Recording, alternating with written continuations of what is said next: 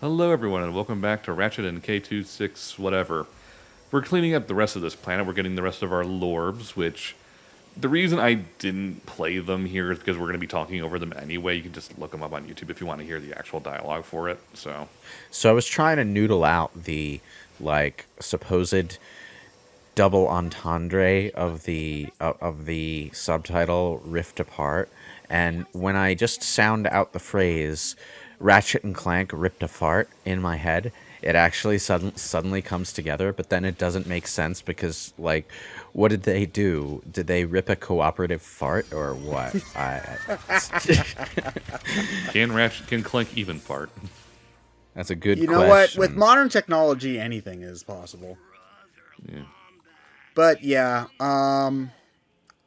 honestly, there's less juvenile humor in the game itself than I expected.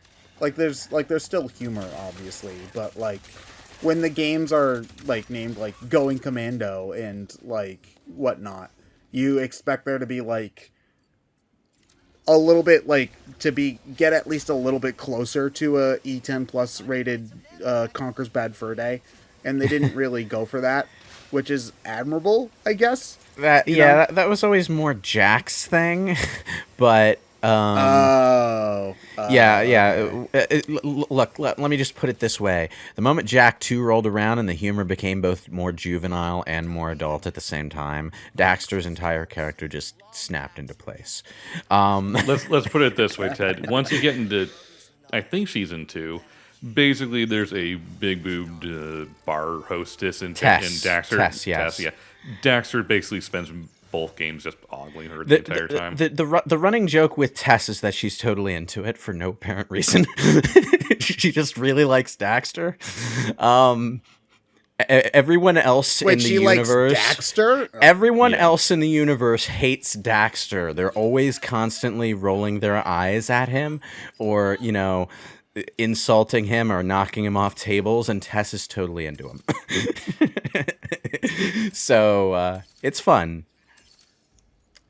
Good for her, I guess, because It's fun. Tess is a fun character. Don't worry. By the end of the third game, she becomes like the weasel thing too. So okay, good for them, good for them. I don't think Daxter deserves it, but good for them. Yeah, it was one of the more random punchlines at the end of Jack 3, because of the precursor twist. Ooh, I won't spoil it, but when we get to Jack 3, it's going to be a trip. When did we do Jack 1? Like 2015? It wasn't that long around ago. there, basically I'm planning on recording 2 and 3 at more or less the same time, just so I have them done. Yeah, but like those are also instances of there aren't super good versions of the game that are easy to record because there's like the PS2 version. Well, no, I have the PS2 versions and a backwards compatible PS3, so I've had ways to play the good versions Okay. of the game. So Okay, I think I'm more thinking of that there is a PS4 version, but they're bad from what I remember. There's HD versions on the PS3 and PS4. The PS3 versions are fine.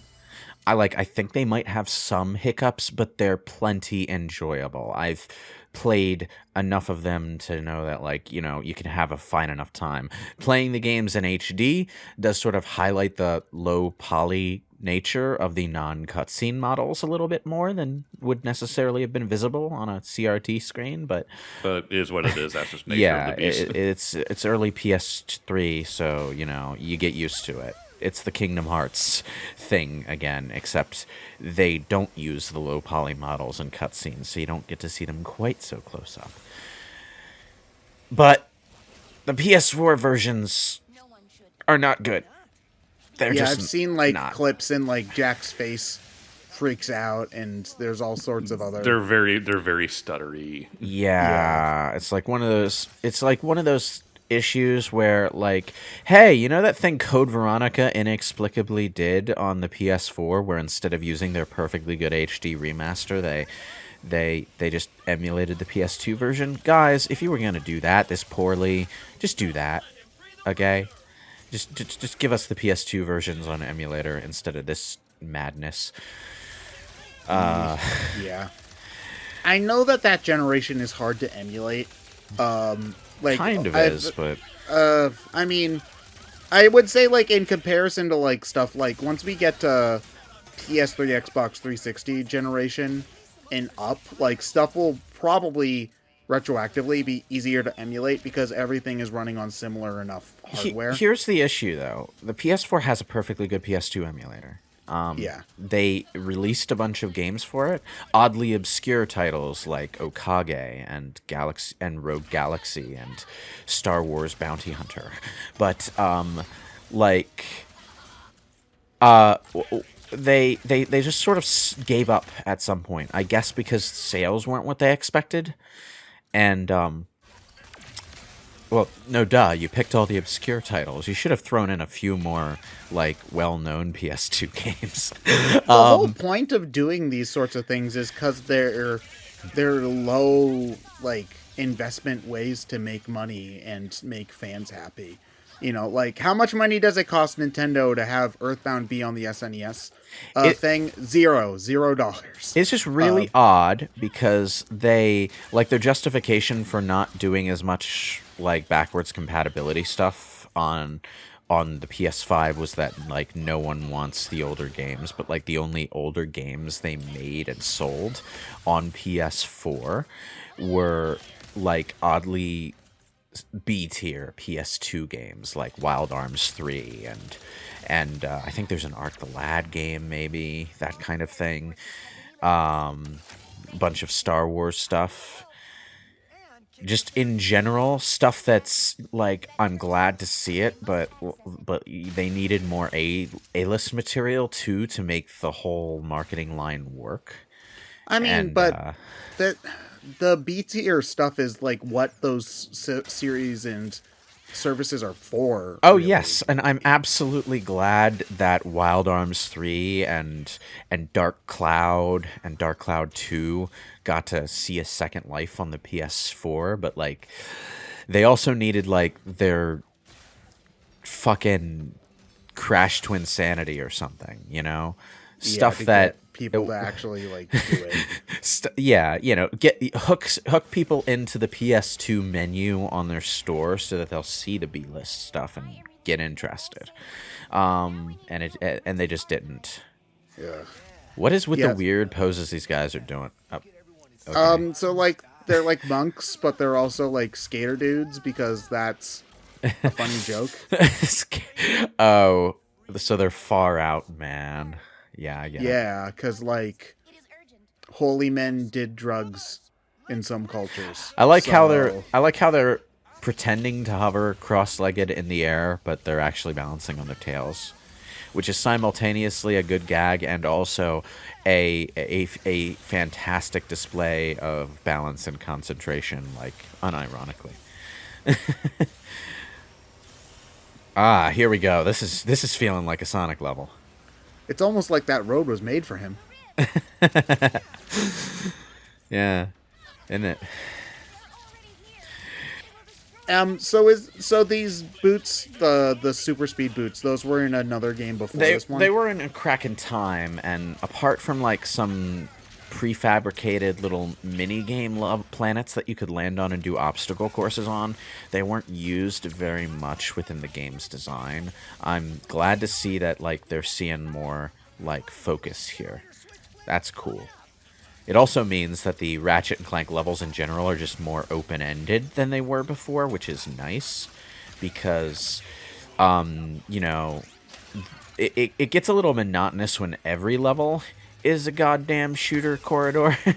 And that was kind of like one of the problems with the Ratchet and Clank remake is that, yeah, they were missing some of the cool levels from the original game, but they also replaced them with original new levels that were just boring shooter corridors with none of the cool level design of any of the actual original levels that they did include.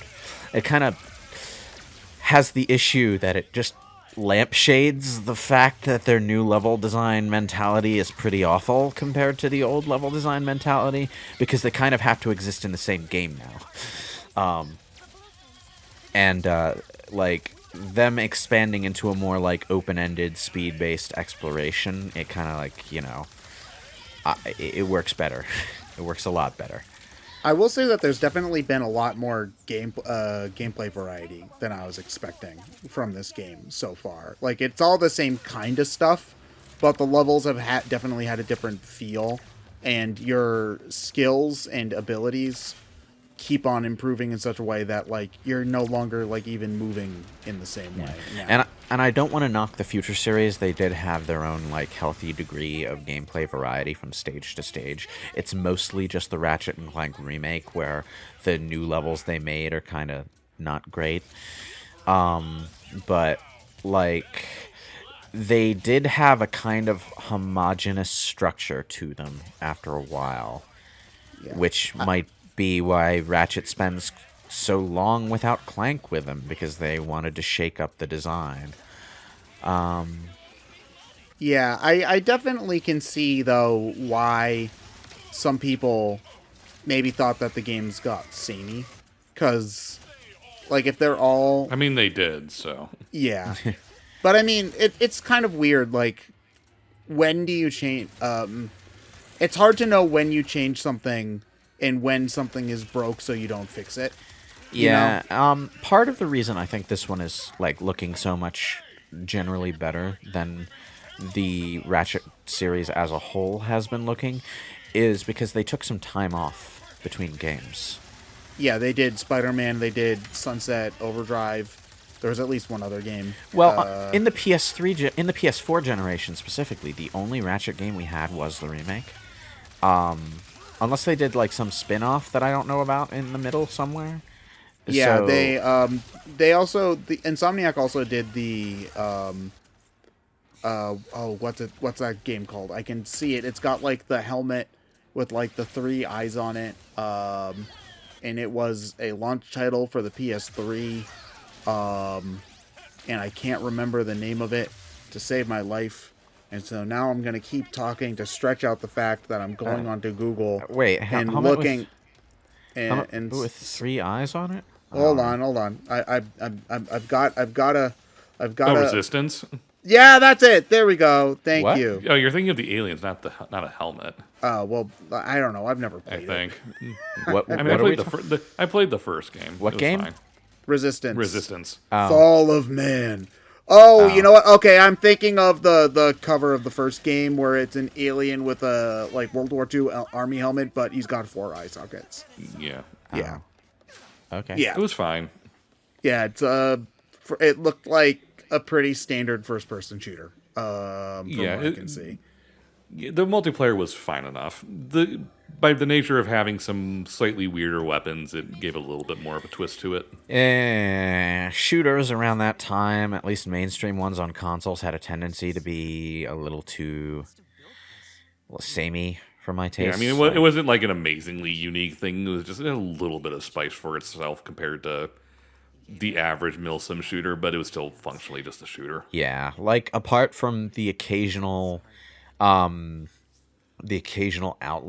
I just couldn't get into the genre. It felt like all the designers cared about was having a cool multiplayer mode and a short, simple first person shooter campaign to tutorialize basic shooter mechanics so that you can get into the multiplayer the late mode. 2000s and early 2010s definitely had a really homogenous feel when it came to the shooters of the time because Call of Duty was so dominant.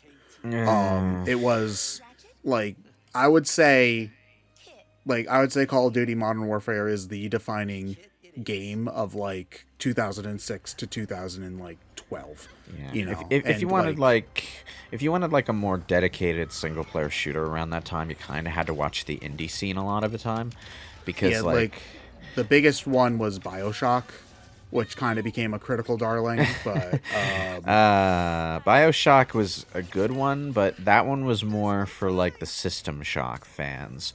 When I say the indie scene for shooters, I'm talking more about the people who were trying to, like, create spiritual successors to the Doom, Duke Nukem 3D kind of explorative shooter. Oh my god!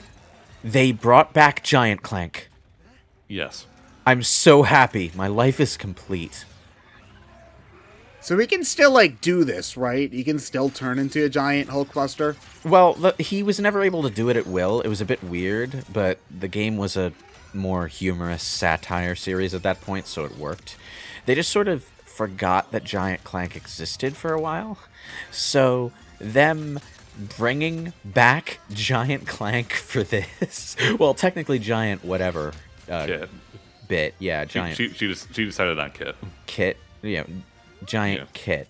Okay, but basically them bringing back the idea. Oh, and she goes like full Hulk mode. Okay. Sure, that was intense, but it was kind of awesome. Man, It- why did they program these people to have like insecurities and shit? Like, Well, we find out later, but usually Clank and Kit were not originally meant to be friendly.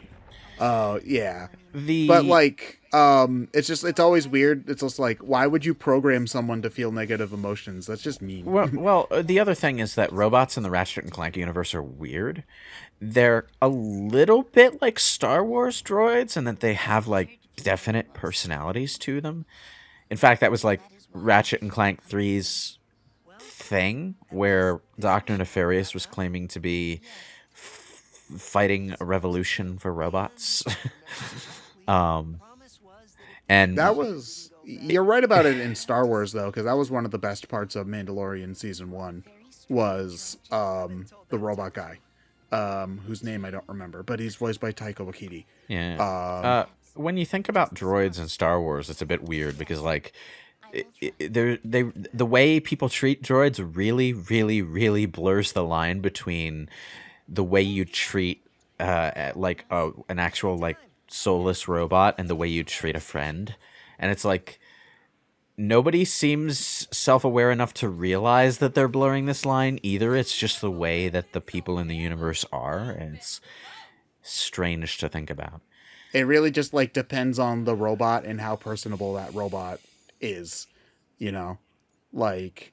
Yeah, I mean, like people are assholes to C-3PO. Well, that's because here's the thing: they treat C-3PO like a person. C-3PO is just a really annoying person. So they treat C-3PO like how you treated like the one annoying kid who was like part of your friend group at school, but like nobody really liked him all that much. It's like, dude, shut up. C-3PO was the kid who asked the teacher if there was any homework that day. Oh, fuck that kid. And yet at the same time, your first impression of droids in A New Hope is like at the farm where they're buying and selling the droids, like, 3PO was definitely more robotic in A New Hope compared to other movies. Yeah, especially in 5 and 6 when he was the main comic relief. let's be real, most of the characters in A New Hope were more robotic than they are in later movies. That is true. Yeah, like it's Star Wars is a miracle that it works as well as it does. I'm talking about A New Hope because it's a miracle that movie works in many ways. It was kind of a thrown together mess, yeah. Yeah.